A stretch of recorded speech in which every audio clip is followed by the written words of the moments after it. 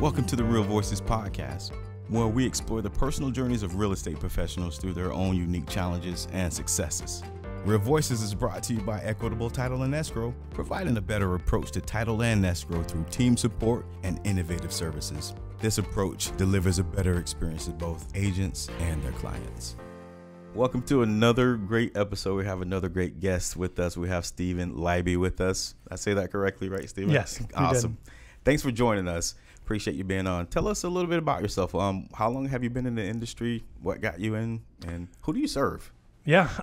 So basically I got into real estate about coming up on 3 years. Okay. I've been with the Madrano group for 2 years now. Okay.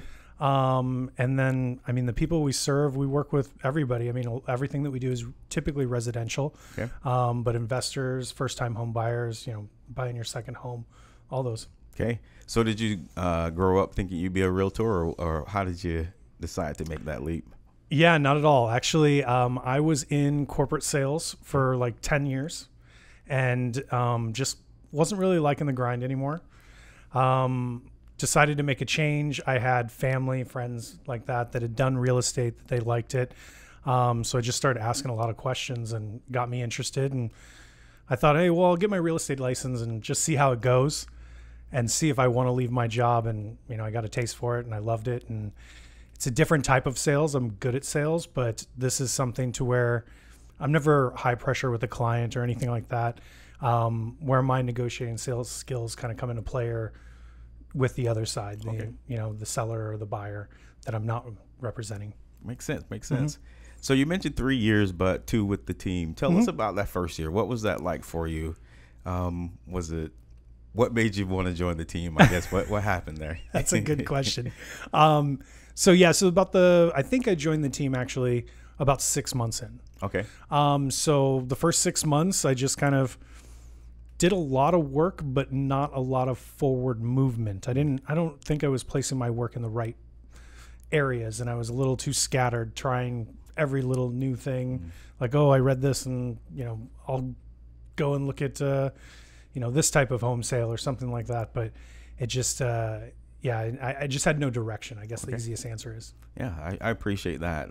So tell me, what has the team aspect helped you, and how has it helped you? What has it done for you? Well, it's given me direction. And probably I would say I've learned in the last 2 years what I would think I would have learned in 5 or 10 on my own. Okay. That makes sense.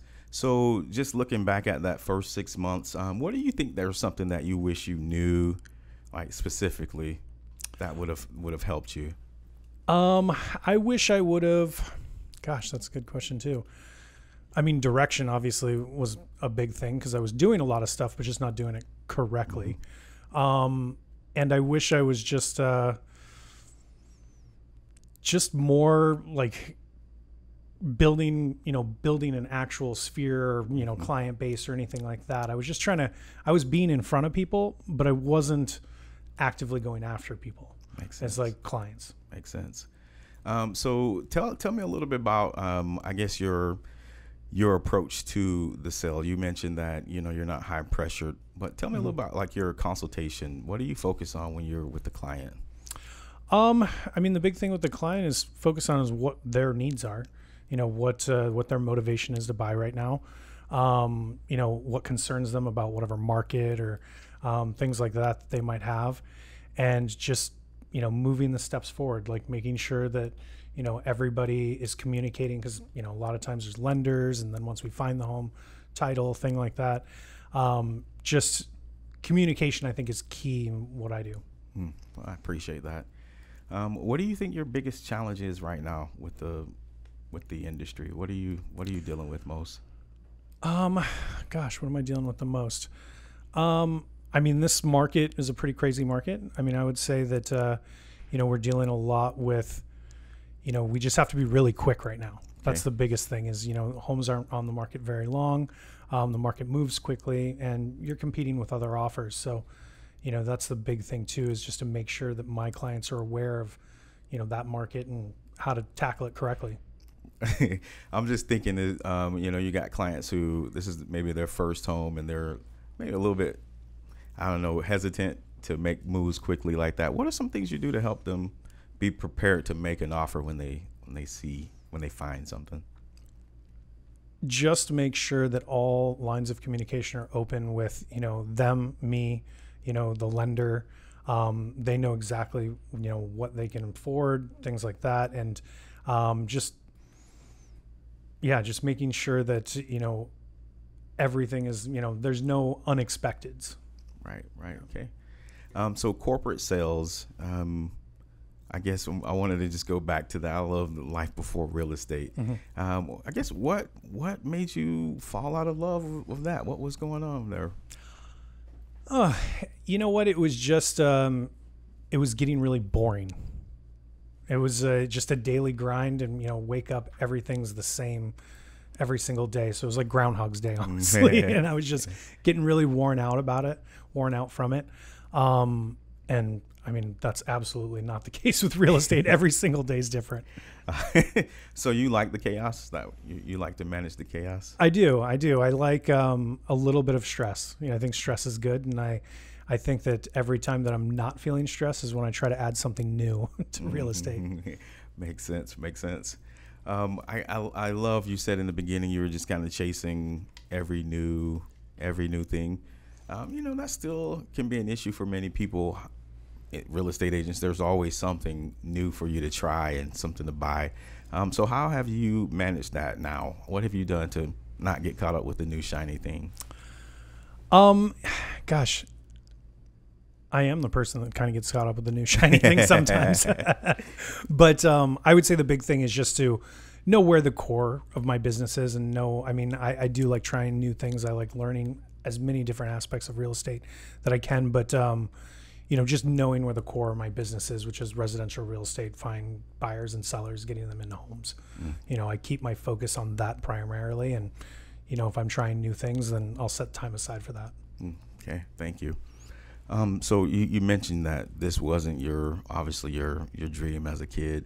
What did that look like? What did you think you were going to be when you're, an adult? You know what? I went to college for computer science. I thought I was going to be a programmer, but yeah, I didn't. I went to college for that, and then I quickly moved over to business school once I realized the math that was involved.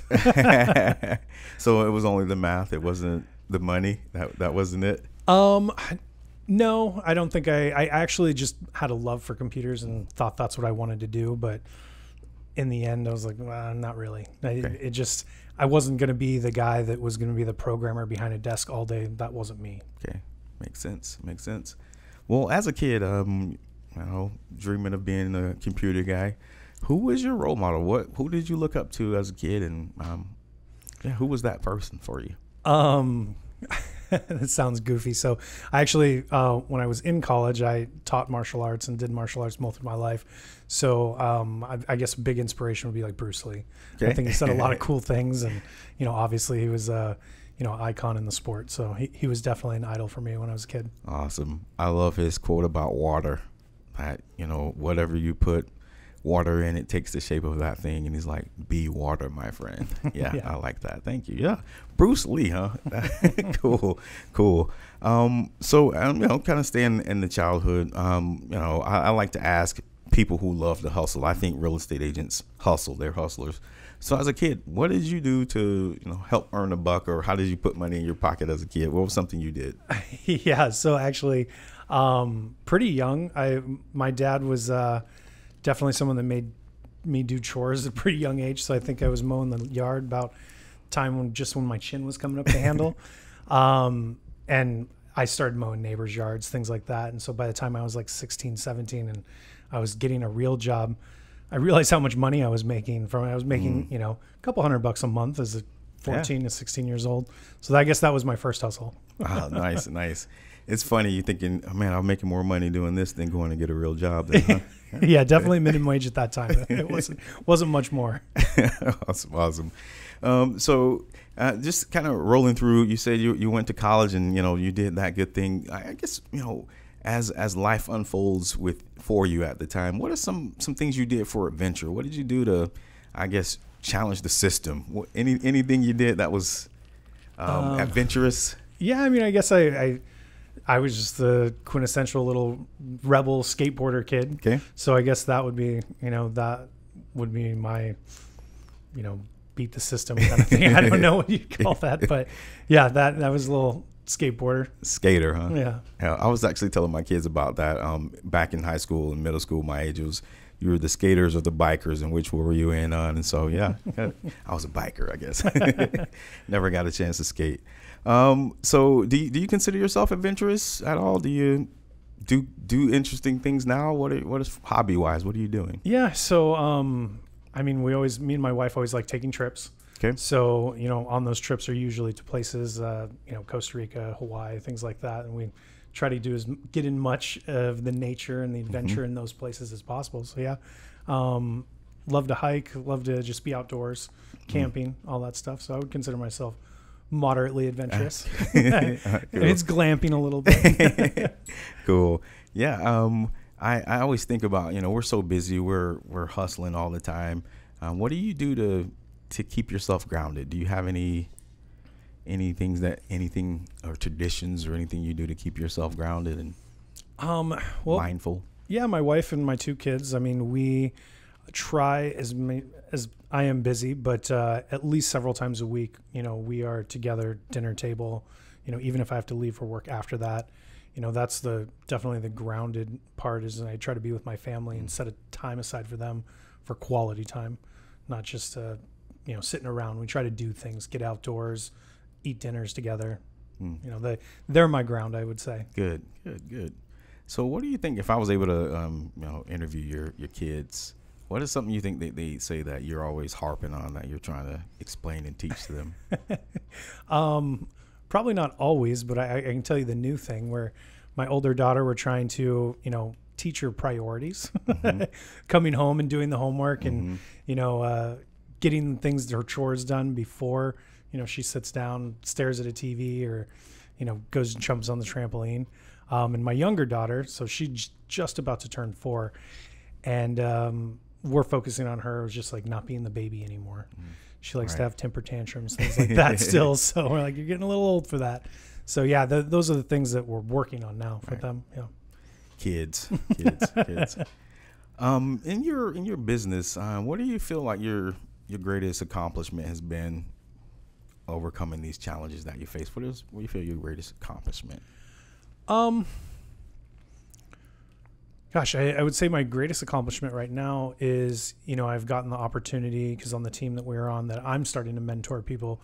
So it's for me, that feels great just because I feel like I've gotten to the level where I know enough that my mentor taught me enough that he's like kind of passing the torch and letting me teach the newer agents and show them kind of what he showed me in the beginning. So that right now in my career is my greatest accomplishment. Okay. Where do you see yourself? I guess, where do you see your career going? What do you think you're looking to accomplish here? Yeah, right now I'm loving what we're doing with the team and how we're growing. I started on the team pretty early on, but now we're, I want to say 3 times the size that we were when I started. So I see myself just growing with this team, and I think that we're going to get even bigger, and just the new aspects of, positions that are going to come in, like mentoring and things like that. I see myself helping out with that a lot. Cool. What's your motto? Oh, my motto. Do you have one? No, I don't. I think we all do. We just may not know what it is, though. Yeah. No, I'll have to think about that. I need a motto. Yeah. I'm glad I could help you with that. Yeah. So, do you get to read books much? Do you dive into the print? I do. I'm always trying to read something, if that be something that helps me personally or something that helps me grow in the business. Yeah. Is there a book at all that's touched you? It could be any time in your life. Is there a book that you just like, man, I like that one?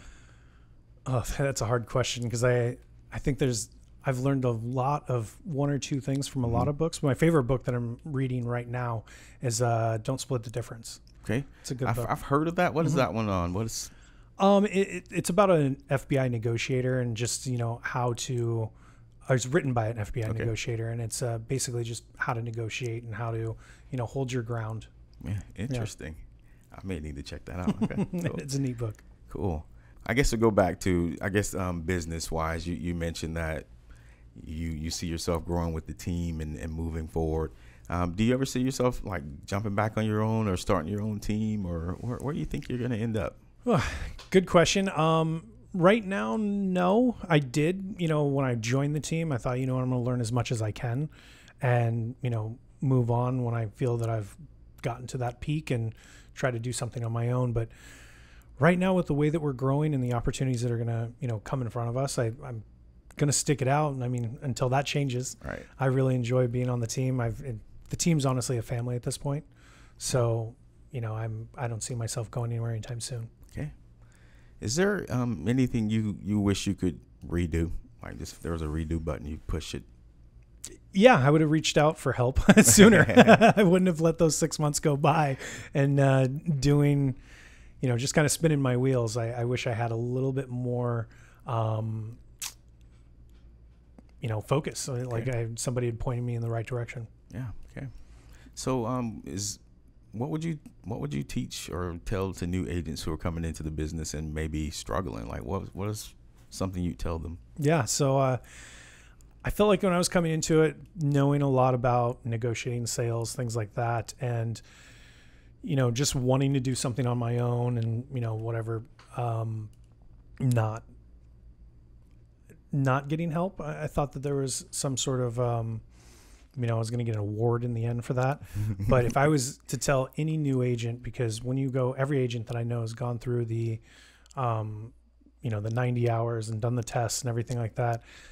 Those all tell you the laws and stuff, but they don't tell you how to be an agent, like how to really start growing your business. And if I would recommend to anybody, is just like at least do some sort of mentorship program for the first few transactions, because it's absolutely necessary. I like that. I appreciate that. Thank you. Where can the people find you? Where can we locate you? Yeah, you can email me. My email's steve@themadronogroup.com, or my best phone number would be my cell phone. I'm usually available. If I don't, leave me a message. I'll call you back probably within the hour, and that's 602-317-0234. Awesome. Hey, I appreciate you coming on. I had a great conversation with you and got some nuggets out of that. So thank you so much. Appreciate it. Awesome. Thank you. Thanks.